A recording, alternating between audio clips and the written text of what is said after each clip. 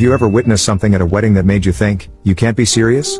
1. About 30 years ago I was the +1 on a wedding invitation. The guests were all seated in church. The couple were at the altar and the minister was working his way through the ceremony. At the point where he said if any person present knows of any legal impediment why this couple should not be married, speak now or forever hold your peace. The bride spoke up. She asked the minister if she could address the congregation. He replied that it was unusual but she had every right. So she turns to the guests and starts what I can only describe as a best man's speech or the bride's father's speech at the reception. She thanked various aunts and cousins for the flowers, dress etc., relatives that had flown in from Australia and so on. It was all a bit awkward and uncomfortable, not to mention odd. Finally she turned to her chief bridesmaid and groom and said lastly I would like to thank my chief bridesmaid and groom both of whom smiled.